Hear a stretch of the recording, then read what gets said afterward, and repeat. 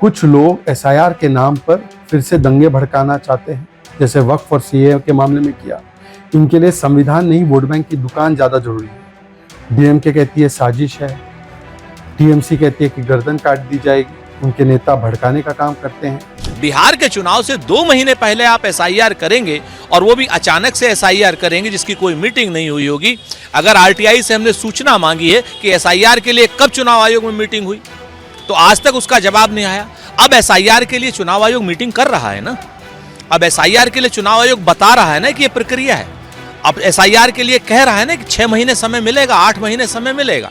SIR कराना, चुनाव कराना, ये इलेक्शन कमीशन का दायित्व भी है, इलेक्शन कमीशन का विशेष अधिकार भी है।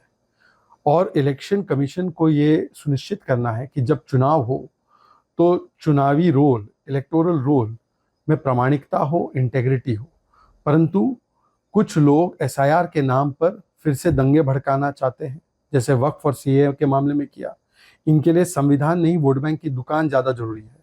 डीएमके कहती है साजिश है, टीएमसी कहती है कि गर्दन काट दी जाएगी। उनके नेता भड़काने का काम करते हैं। ये दिखाता है कि जुबान पर संविधान, पर मन में केवल और केवल वोट बैंक की दुकान। आज सवाल ये बनता है कि जब बिहार में एसआईआर हुआ, आपने इतना माहौल बनाया, झूठ बोला, ट्रस्ट डेफिसिट क्रिएट किया, और निकला क्या? सुप्रीम कोर्ट ने कोई रोक नहीं लगाई। सुप्रीम कोर्ट में फर्जी एफिडेविट आपने दिया। आप 4000 कंप्लेंट अपील भी नहीं फाइल कर पाए। तो केवल दंगे भड़काना है, आग लगाना है, बहाना बनाना है और इलेक्शन कमीशन को निशाना बनाना है। अच्छी बात है एसआईआर हो, उन राज्यों में एसआईआर हो जहां चुनाव में अभी 6-8 महीने, 1 साल से ज़्यादा का समय है। इसको कोई विरोध थोड़ी कर रहा है, अच्छी बात।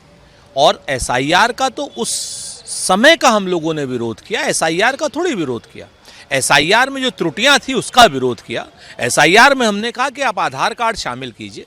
बिहार के चुनाव से 2 महीने पहले आप एसआईआर करेंगे, और वो भी अचानक से एसआईआर करेंगे जिसकी कोई मीटिंग नहीं हुई होगी। अगर आरटीआई से हमने सूचना मांगी है कि एसआईआर के लिए कब चुनाव आयोग में मीटिंग हुई, तो आज तक उसका जवाब नहीं आया।